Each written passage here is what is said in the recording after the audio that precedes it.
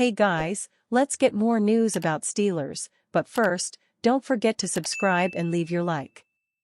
Cowboys head coach praises George Pickens, dialed in during meetings so far, so good for George Pickens and the Dallas Cowboys. While head coach Brian Schottenheimer admitted Pickens is playing catch-up, traded from Pittsburgh 2 weeks ago, he's making a positive impression on his new team.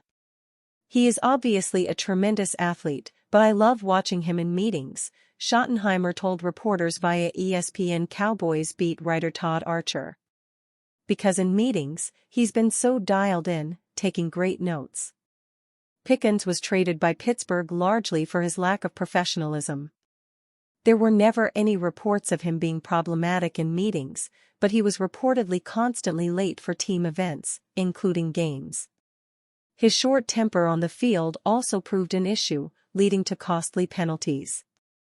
Our latest videos entering the final year of his rookie deal with no chance of being re-signed, the Steelers dealt Pickens to the Cowboys for a 2026 third-round pick.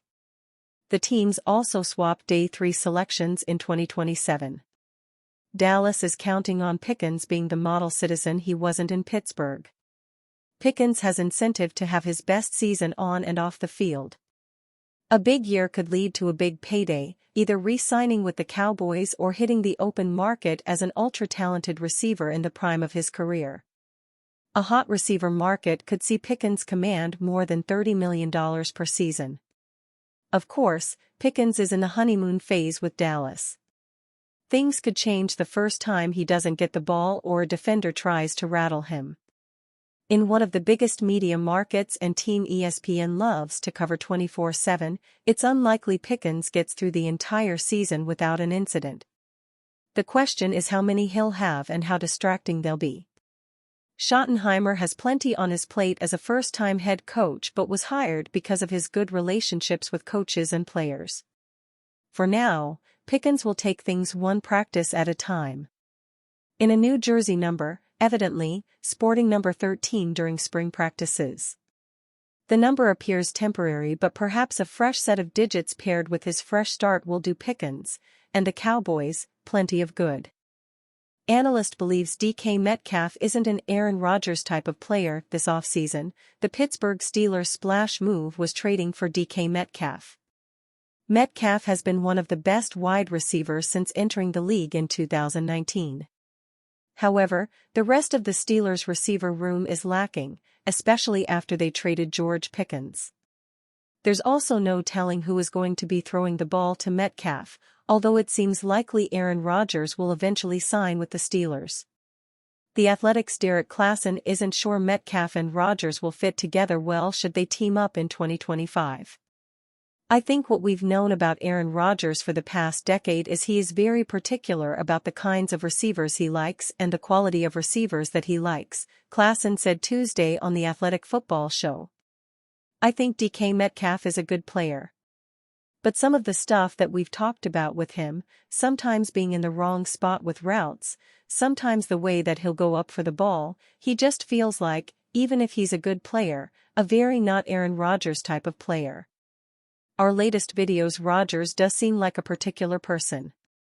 Over the years, he's had several receivers he's looked more comfortable with. Even after he left the Green Bay Packers for the New York Jets, he tried to bring some of those players along. They included Davante Adams, Randall Cobb, and Allen Lazard. Also, Rodgers hasn't been afraid to point out when his receivers make mistakes. Last year with Mike Williams provided a good example. In a game against the Buffalo Bills, Rodgers threw a deep pass to Williams on a potential game-winning drive. Unfortunately for the Jets, the end result was an interception. After the game, Rodgers seemed to place some of the blame for that failure on Williams for not being in the right spot. That seemed to cause a little friction between the two. While Metcalf is a spectacular player, route running is not the strongest part of his game. It's just not how he wins. Much of Metcalf's game is defined by his rare combination of size and athleticism. He also doesn't have spectacular catchability. Therefore, it's fair to wonder if Metcalf and Rodgers can form a great duo. However, the two worked out together this offseason. Rodgers also spoke very highly of Metcalf. While he might not be in the exact mold of receiver that Rodgers has had the most success with, that doesn't mean they can't fit together. Although age and injuries have hampered Rodgers' athleticism, his arm is still strong. Metcalf is a fantastic vertical threat. There aren't many receivers like him, so it's tough to say if Rodgers will or will not succeed with him.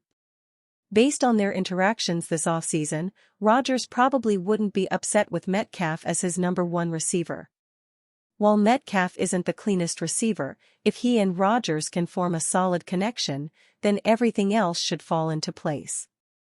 Analysts think Steelers will have losing season with Aaron Rodgers by Joe Clark posted on May 19, 2025 at 8:30 p.m. The Pittsburgh Steelers continue to wait for an answer from free agent quarterback Aaron Rodgers on whether he'll sign with the team, but Fox Sports' Chris Broussard doesn't think Rodgers will be enough for the Steelers to have a good 2025 season.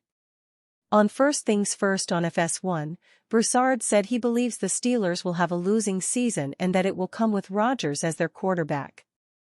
"I love Mike Tomlin, I generally like the Steelers, I don't necessarily want this to be true, but I think this is going to be their first losing season under Mike Tomlin with Aaron Rodgers at quarterback."